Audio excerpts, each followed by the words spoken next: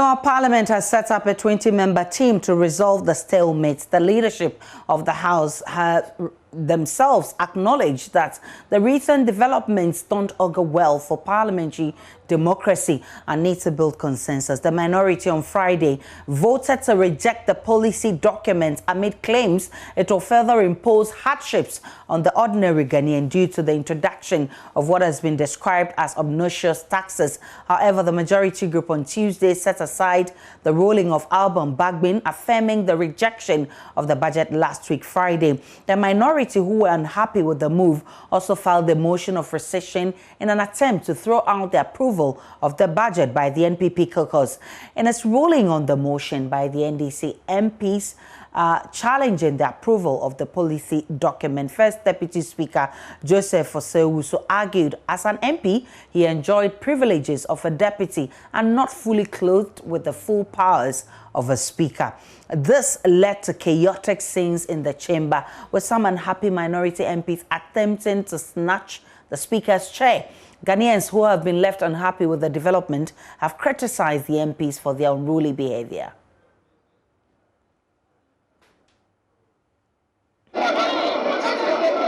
Honourable members, when it comes to the question of voting, it is very clear. Anytime any of the deputy speakers or any other member elected to preside is in the chair, that member does not vote. That has never been in dispute. Anytime a member is presiding, either a deputy speaker or a member who by necessity is elected from among members to preside, that person does not vote. He's debating. We are debating. Who was that? Shut up! You should shut up, brother. Who was that? Can the measure find that person and vote him out? So, honourable members, let me put on... The Parliamentary Service says it is working to resolve the disagreement. Director of Public Affairs, Kate Addo, who is unhappy with the recent developments, has rendered an unqualified apology to the general public, adding there are ongoing talks to settle the impasse. The opportunity, and obviously everybody's anxious to see an end to what he described as the impasse. It's been a very stressful few days. But we want to assure everybody that, as I'm sure everyone is aware of, this is in the best interest of the country. All the parts that are agreeing or disagreeing are doing so based on very deep convictions that have to do with the public interest, and that is what is paramount. We recognize that there have been issues that the public is anxiously waiting to see a resolution, and Parliament finally coming out with solutions to what seems to be major disagreements at the moment. We can, as Parliament, we can assure the citizens that we are working on ensuring that as soon as possible, as soon as practicable, we'll be able to put together a resolution that will serve the interest of each and every Ghanaian. And that is what we are working for. That's what the Parliament, institution of Parliament was actually set up for. And so as soon as possible, Parliament is going to come out with the final resolution to the matter.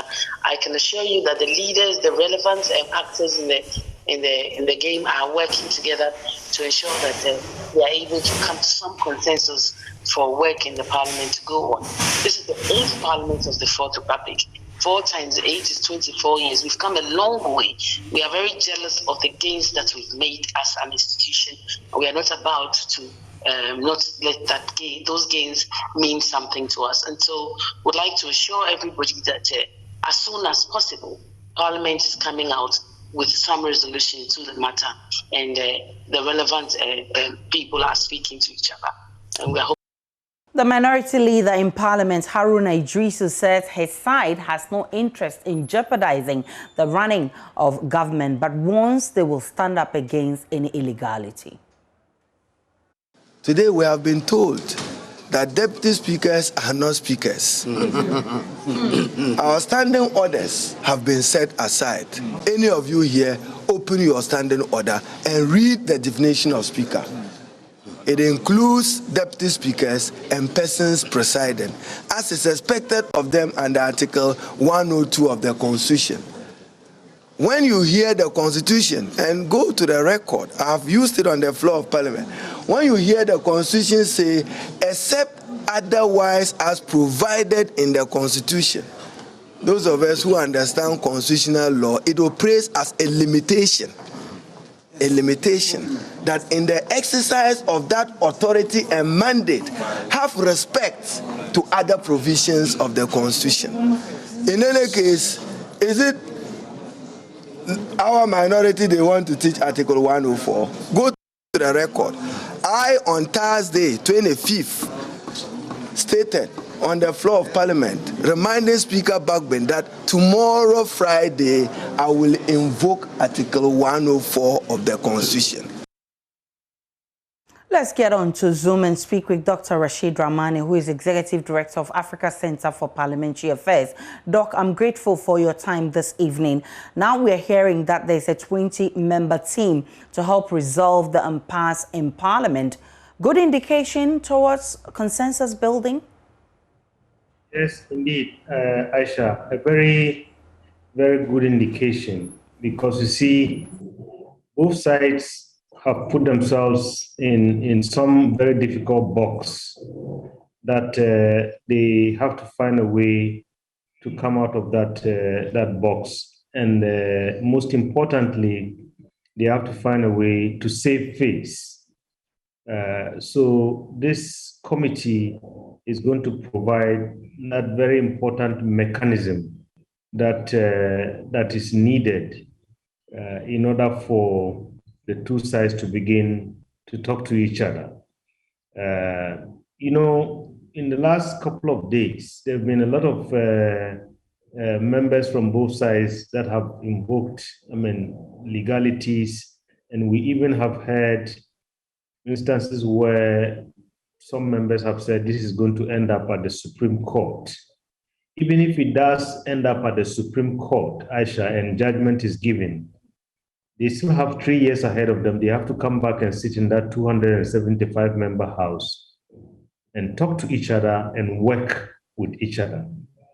Because that is the kind of system that we have chosen. And that's why we say we don't want military dictatorship, so that somebody will get up and give us decrees every morning. We want our members of parliament to sit down, sometimes agree to disagree. So I think the formation of this bipartisan committee is a very important and the right move at this point in time in order to get us out of the current difficulty. I just hope that, I don't know what the mandate of the committee is, how much time it has been given. I haven't seen that yet. But I hope by the time the House reconvenes next week, they would have ironed out all the issues that divide them, keeping in mind. Main focus. What should be the main focus of this committee? Well, I think the main focus of the committee should be, let's try and resolve the differences on the issue of Article 104 of the Constitution. Because even as late as today, when I was in Parliament, there were talks about what does 137 mean, and so on and so forth. I think we are in a completely different dispensation, and the two sides will need to get that in focus in terms of all deliberations that they are going to be having together.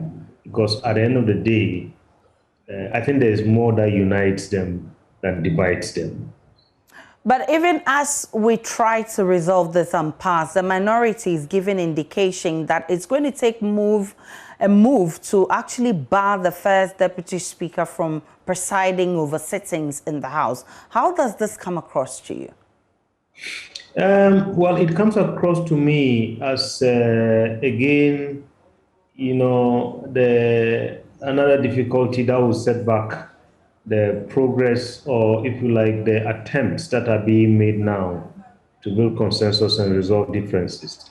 In the heat of the moment, I believe both sides might have made some mistakes, and people might have said things that otherwise they would not say if they were, reasoning normally and not under the kind of pressure and chaotic scenes that we have been seeing in our parliament lately.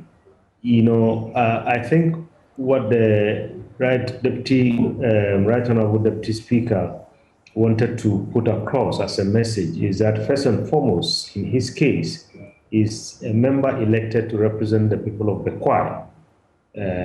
Of course, different from Right Honorable Alban Bagwin, who is not a member of parliament, as we do have it in our constitutional arrangement in our standing orders.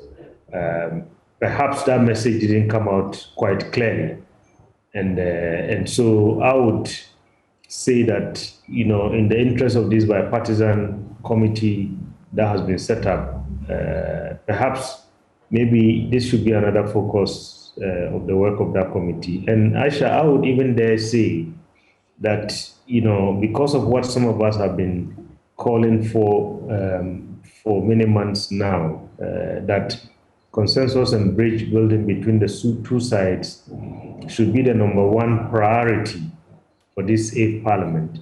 I would dare say perhaps maybe this committee should be maybe a permanent feature of this eighth parliament, and we'll call it a consensus building committee, so that it would exist.